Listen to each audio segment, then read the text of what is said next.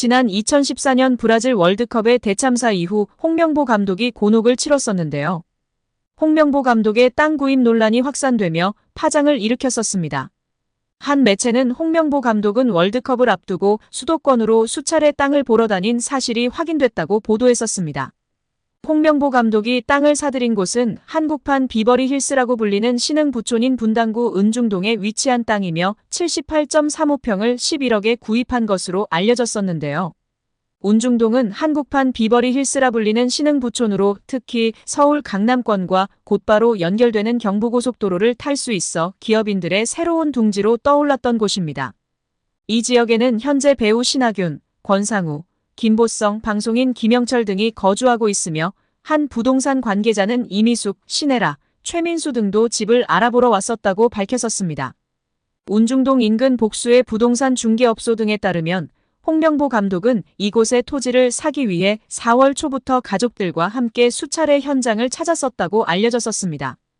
홍 감독은 대표팀 엔트리 발표 약 3주 전인 지난 4월 18일 토지 대금의 11억 원 가운데 10%인 1억 1천만 원으로 계약했고 대표팀 소집과 훈련이 동시에 진행되던 지난 5월 15일에 최종 계약을 한 것으로 전해졌었습니다. 축구계 한 인사는 대개 감독이 큰 대회를 앞두고는 개인적인 부분에 신경 쓸 겨를이 없다. 홍 감독이 토지를 매입했다는 게 사실이라면 적절하지 못한 처신으로 논란이 될 것 같다고 말한 것으로 알려졌었습니다. 또한 축구협회 관계자는 만약 토지 매입 등 움직였다 하더라도 개인적인 문제로서 협회 차원에서는 멘트할 입장이 아니다고 밝히기도 했었습니다. 이에 다시금 홍명보 사태에 축구팬들과 국민들의 분노가 들끓으며 냉담한 반응이 이어지고 있습니다. 우리나라의 수많은 부동산 사기꾼들 뭐하고 있냐? 홍명보한테 집결해라. 억울한 피해자들 만들지 않고 땅명보에게 가서 돈 좀 뜯어내라. 이번에 땅명보는 어디로 땅 보러 다닐까? 돈도 많은 놈이 또 30억 받고 잘났다 정말. 등의 반응을 보이고 있습니다. 결국 홍명보 감독은 10년 만에 대표팀에 돌아옴과 동시에 외국인 지도자 버금가는 대우도 받습니다. 이임생 이사는 연봉 등 세부 계약 조건에 대해서는 밝힐 수 없지만 이제 한국 지도자들도 외국인 감독 못지않게 대우를 받아야 한다는 생각이라면서 외국인 지도자에 뒤지지 않는 계약을 체결했다고 전했습니다. 홍명보 감독은 지난해 울산과 프로스포츠 최고 연봉인 10억 원의 3년 재계약을 맺은 것으로 알려졌는데 대표팀을 맡으면서 더 많은 연봉을 수령할 것으로 보입니다.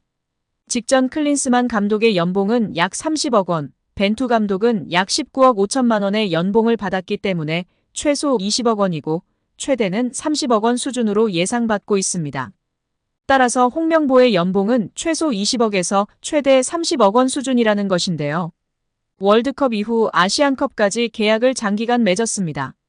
다만 월드컵 종료 후 중간평가를 갖기로 되어 있으나 경질 한들 남은 계약 기간 보존 금액하면 최소 30억 원이겠고 홍명보뿐 아니라 외국인 코치 2명도 생각하면 60억 원 이상이 나가겠네요.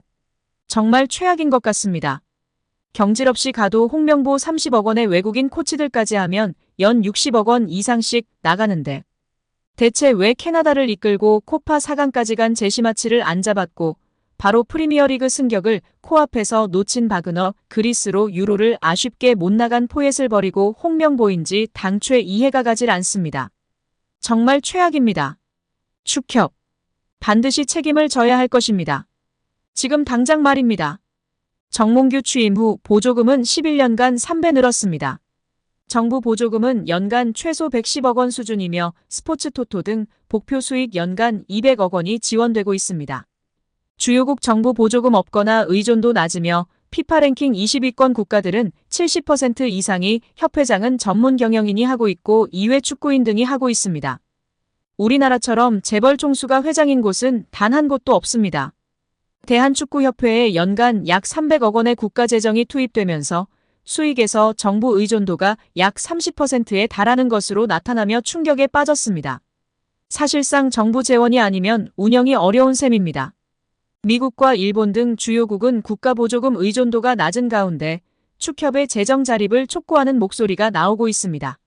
18일 한경닷컴이 축협의 손익계산서를 분석한 결과 지난 2013년 이후 보조금과 복표 수익을 제외하면 연 평균 300억 원 적자를 기록하고 있습니다.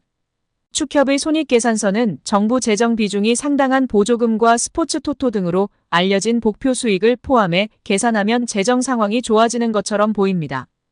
복표 수익은 국민체육진흥공단이 국민체육진흥기금 조성을 위해 운영하는 국가정책사업에서 발생하기 때문에 정부 재원을 배분하는 세금의 성격을 가지는데요. 축협의 당기순이익은 최근 5년간 코로나 팬데믹으로 입장료 수익 등이 없어 38억 원의 적자를 기록한 2020년을 제외하곤 늘어나는 듯한 모습입니다. 2020년까지만 해도 보조금과 복표 수익은 연간 300억 원이었는데 2022년부터는 500억 원 안팎으로 급증했습니다. 이렇게 지난 11년간 축협이 쓴 보조금은 총 1,809억 원, 복표 수익은 총 2,058억 원으로 총합 3,867억 원에 육박한다는 사실이 알려지자 축구팬들부터 국민들까지 분노가 들끓고 있습니다. 최고의 황금 세대를 가지고 제대로 일처리도 못하면서 정부 지원금이 무려 3,000억 원이 넘는 소식에 다들 뒷목을 잡고 쓰러지기 일보 직전입니다. 팬들이 지속해서 축구협회의 투명성과 책임을 요구할 때 문체부는 국민 여론을 바탕으로 더 강력한 제재의 명분을 얻을 수 있습니다. 피파도 자국 내 여론이 극도로 부정적일 경우 여론을 완전히 외면할 수는 없을 것입니다. 한국 스포츠가 나날이 흥행하는 가운데 팬들은 이들 스포츠의 최종 소비자입니다. 팬들이 없는 현대 스포츠는 상업적으로 성공하기 매우 힘듭니다. 정몽규 회장과 축협은 피파라는 든든한 후원자로 인해 시간을 더 벌게 되었습니다. 문체부는 한 발 물러나 그들이 스스로 개혁할 시간을 주었습니다. 그러나 팬들이 이를 지켜보고 있습니다. 제대로 된 개혁을 보여주든 자신 없으면 포기하든 결론은 나와야 합니다.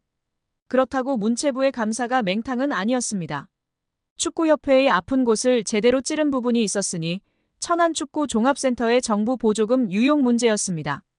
축구협회는 2021년 7월 천안센터 스타디움 건립에 정부 보조금 약 56억 원을 신청했는데 사무공간이 없는 곳으로 신청한 초안과 달리 문체부와 협의 없이 사무공간 건물을 따로 짓는 것으로 추후 계획을 변경한 것으로 드러났습니다. 문체부는 축구협회가 굳고 보조금을 사실과 다르게 거짓으로 신청했다고 규정하고 보조금을 환수하는 것은 물론 보조금법에 따라 최대 5배의 과징금을 물릴 방침입니다.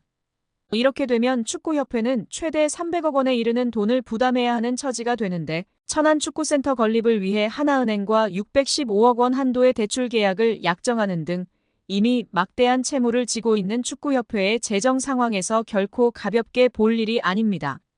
정 회장이 남은 임기는 물론 사선 연임에 성공하더라도 큰 재정적 부담을 안은 채 축구협회를 운영해야 하는 상황에 몰리게 됩니다.